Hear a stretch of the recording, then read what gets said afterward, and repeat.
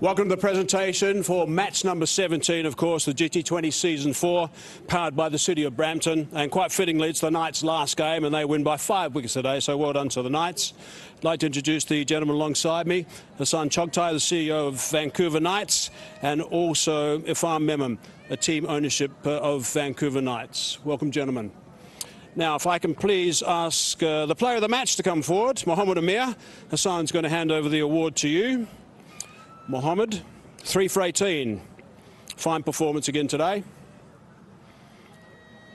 Mohammed, 3 for 18. If I can just ask you just to step in there a little bit. 3 it was, but nearly 4. Yeah, but I think this is what it is. Could be better if I got 4, but I'm happy that we won the game. Now, you picked up 9 wickets now, and you're not far away from the leading wicket takers with 11. You're climbing up that board. Why do you think you've performed so well in the GT20? How much have you enjoyed this? I think the wicket was good for the fast bowlers, to be honest. Wicket was offering for something, but at least I always believe you have to stick with the basics. What is wicket demanding? I always, I want to bowl accordingly what is wicket demanding from me, so I bowl like that. One thing we notice every time you bowl, you're consistently, and probably the only guy, consistently swinging the ball. Why? Because with the new ball, you have to try to swing the ball. If you're getting swing the ball, so you have to stick as you can, and as a bowler, if you're hitting the right areas and you're getting the swing, so why not?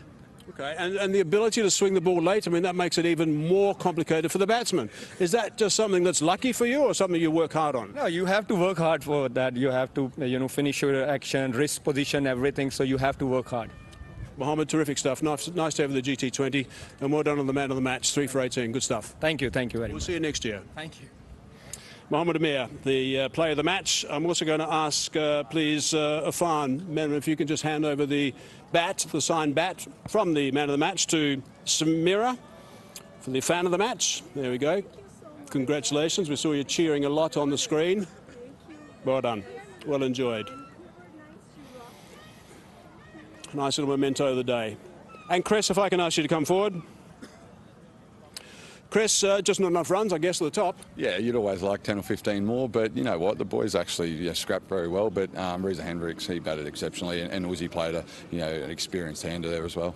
And I guess it's not a bad thing to have I mean, you've got some games in hand, of course, but not a bad thing to get a bit of a wake-up call at this stage? Yeah, we've just probably 5–10% off in most facets today, so yeah, a little wake-up call, but as I said at the toss, you don't want to flirt with form, so we've got a game tomorrow and the day after, so we'll be back on the money. And what about one of your quicks, Kalim Sano? Is he okay? I know we've just come off the park. What's the news? It's a good question. I'm sure we'll find out overnight, but a little knee injury. He just had a little pain running in, so it's no point risking it this part of the tournament.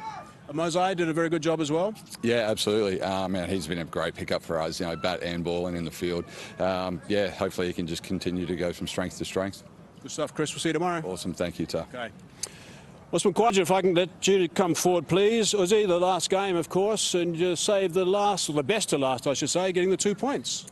Yeah, really proud of the boys. Obviously, we've had a tough tournament, and there wasn't much for us to play other than a little bit of pride and a bit of professionalism. So to get that win was really nice. And what about the change room growth? Again, it has been easy. When you're not winning games, that doesn't you don't see the guys bursting out of their skins. Have you personally, as captain, seen some change room growth? Yeah, absolutely. When you play a long tournament, I mean, even though it was only 2 weeks, we played 7 games. We played a lot of games. So, yeah, you do see it. It's unfortunate because we got ourselves in a lot of positions to win games. We just couldn't do it, and we kind of lost that winning feeling. I think if we just won one, the momentum would have shifted. A little bit of pressure would have gone off the boys. But credit to them. They stuck at it every game. They tried their utmost, and that's all you can ask for. We've had a couple of guys who have performed along. Mohammed Amir has been terrific. A nice little addition to your squad. Yeah, Mohammed Amir was great. I mean, obviously, wickets did suit the bowlers, and I mean, it rewarded discipline. The bowlers, and Amir's a test class bowler. He's a test bowler.